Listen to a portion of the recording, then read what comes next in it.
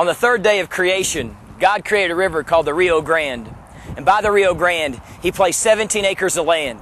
And He said that land is reserved for Hoffmantown West. Nothing else will be built there but that church. Now it's time, friends, to make the dream become a reality. It's time to build.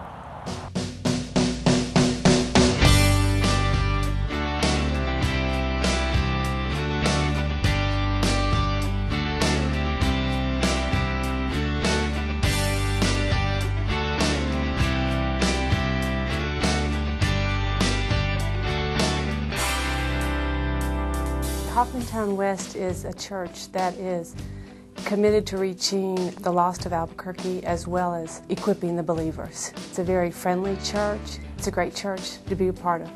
One of the things that I enjoy most about Hoffmantown West is the fact that the love of Christ is exemplified in the church, not only among the church members to each other, but the outreach to the community and to the world, actually. So it's very important, I know, to the pastors and to the members. We exist to know Christ and make Christ known, so I feel that's a big outreach mission statement. This campaign is more about people than actual, having a physical building to worship in. It's more about having a place that we can reach more people and not just a place we can call our own. That's our goal, is to have this as a base and then start other missions inside the community, and then just spread out and spread out, have this just be the central of the start of a revolution for this world coming to God.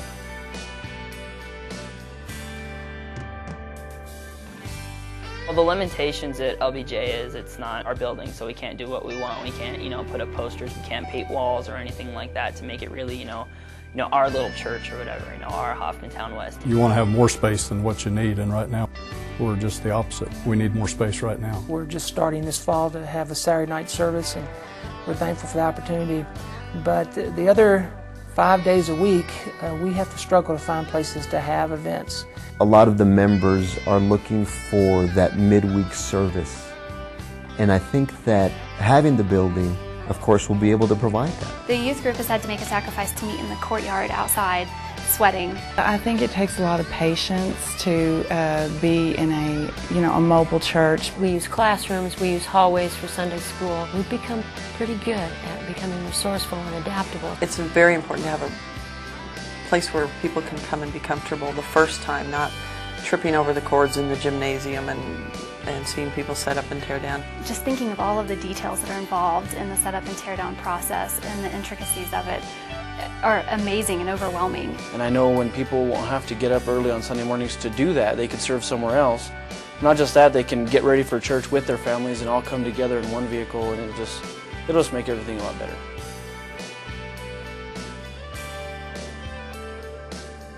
Having a facility will allow people to invest in internal things.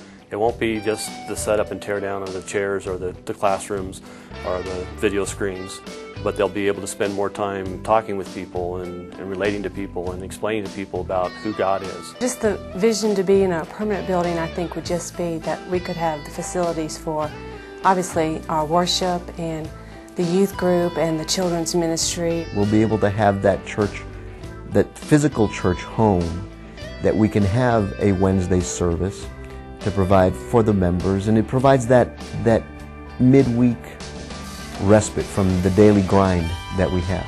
We'll be able to do more activities. I think for the children there'll be more room to bring more kids in and to just learn about God. The new campus will be a real ideal setting. One is because of just where it's going to be located, and two is because now there'll be consistency in terms of where the rooms are located, where the children's ministry or any of the other ministries are located. The new campus will be a real gathering place for all the different programs that the church has, all the different venues, the teenagers, the young adults, the seniors. I believe Todd says 67,000 cars drive by there every day. And, to have the capacity to open up driveways and invite them in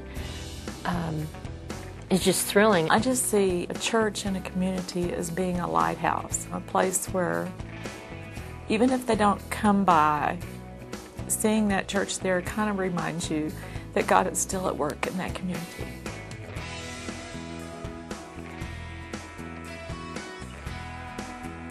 I have a strong feeling that this is very much from God, 100% from God, that it's time to build, and we need to basically step up to the plate and get this building done, because we need a place to meet that's not borrowed from somebody else. I just think that everybody in our congregation needs to pray about it and make sure that it's something that's done through God and not trying to just do it without Him involved.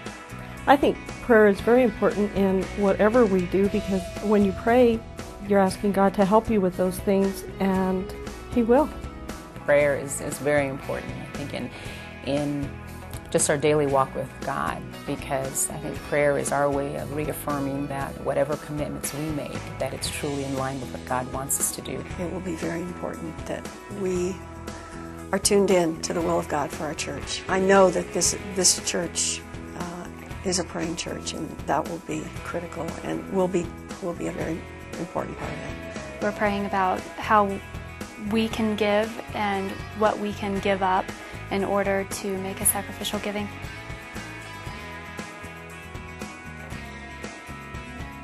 Sacrificial giving is an explosion of one's heart for service for God.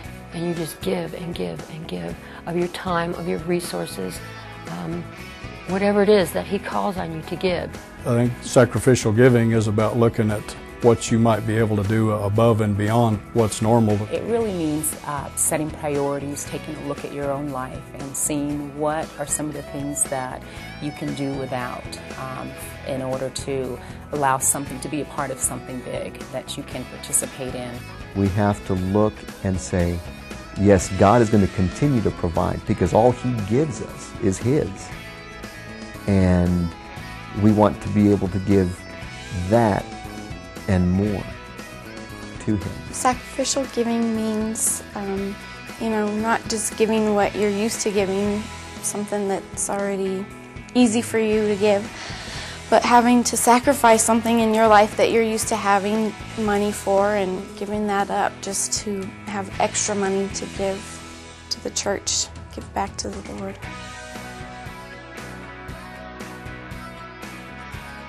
It's time to build is going to call on every member of the church to step up and really play a part as a member of the body.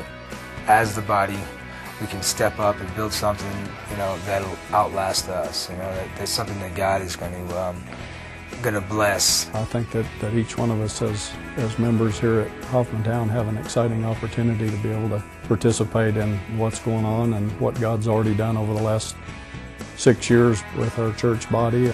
I am excited about the campaign. I think that it's going to change Albuquerque. It's going to change every single one of us and the whole city, and people outside of Albuquerque coming in to visit family. I think this campaign is both faith-raising and fundraising, because you do have to have faith in God that He will plant the seed in all the members for the funding of the church. Now as a church we're going to have to sacrifice and come up with the money necessary to be able to build this building so God can use this building as a tool to reach more.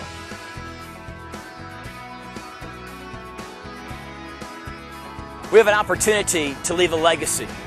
We have an opportunity to make a difference in our community.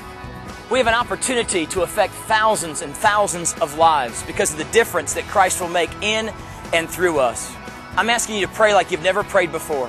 And whatever God lays on your heart to do, then please do it, and do it with a joyful, excited heart. Hoffmantown West, it's time.